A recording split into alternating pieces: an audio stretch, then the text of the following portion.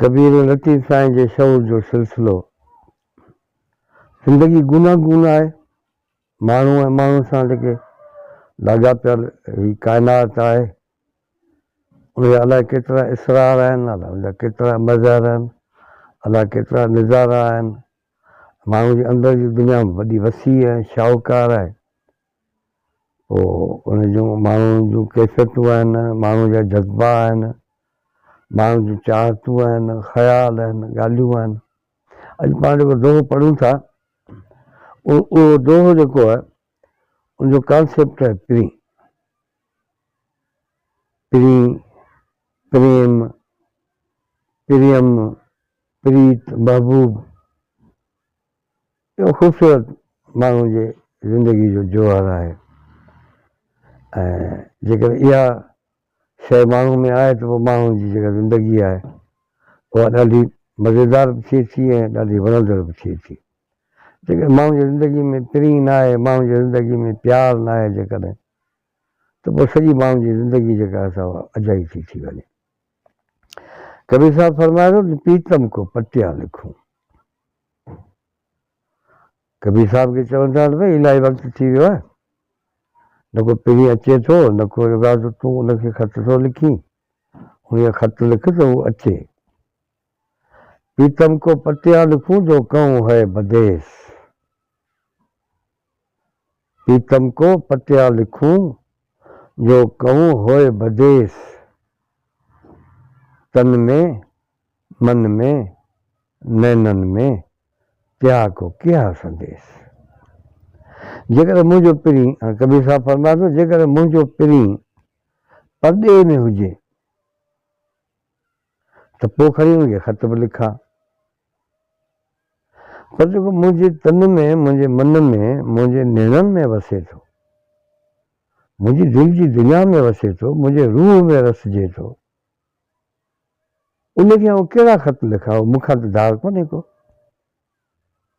तव्हांखे त ॾिसण में कोन थो अचे, पर मूंखे त ॾिसण में अचे थो।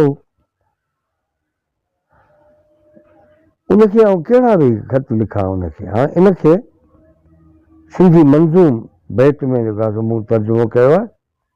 हाणे उहो ॿुधो त जीअं तव्हांखे आसानी थिए, उनखे सम्झण में आसानी थिए। वसे जो वजूद में,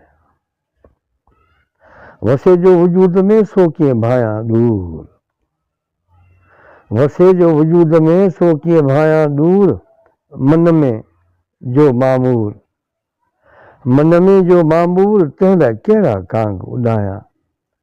जेको मुंहिंजे अंदर में मामूर आहे, जेको मुंहिंजे अंदर में जेको रहे थो, उनखे आउं कहिड़ा वेही जेको आहे ख़त लिखां, उनखे कहिड़ा वेही कांग उॾायां उनखे।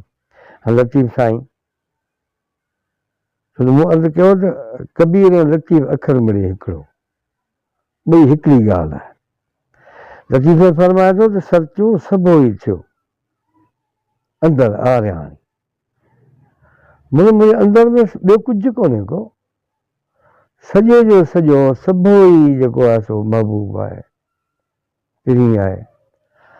सचूं सभो ई थियो अंदरि में आरियाणी, वेठी पसां पाण में, वेठी पसां पाण में ॾूंगर ॾींहाणी, हुयसि जनहाणी सेके थी गॾियमि कह में, जॾां कर थिया साञा सुपेरनि जी, तॾां कर तिर जेतिरो वेल न विसरियाम, अंदरि रूह रहियाम सॼण ओटाकूं करे।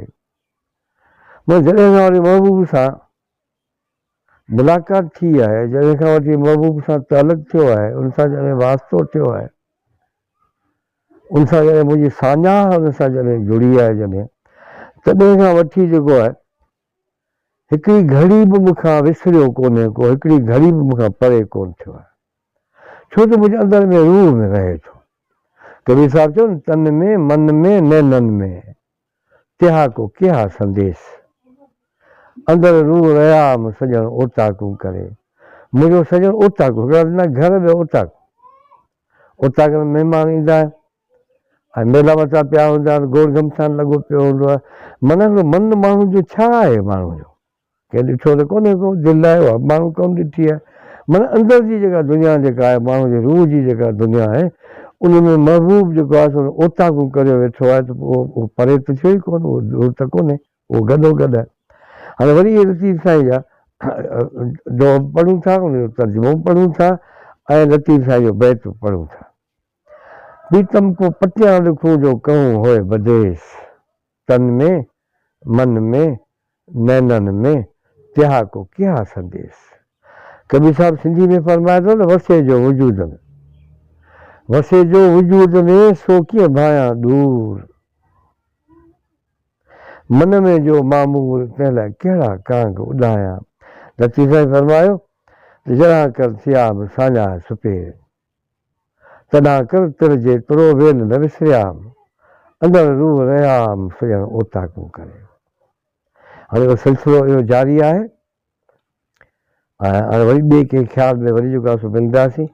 फ़िलहालु इन बैत जो इन दोहे जो कबीर साहिब जा दोहा आहिनि, लतीफ़ साईं जा बैत आहिनि ऐं पाण कोशिशि करे उनजो जेको मंज़ूम जेको तर्जुमो उहो बैतनि में कयो आहे। महिरबानी इहो पंहिंजो यूट्यूब चैनल जेको आहे उहो ॾिसणु न विसारिजो।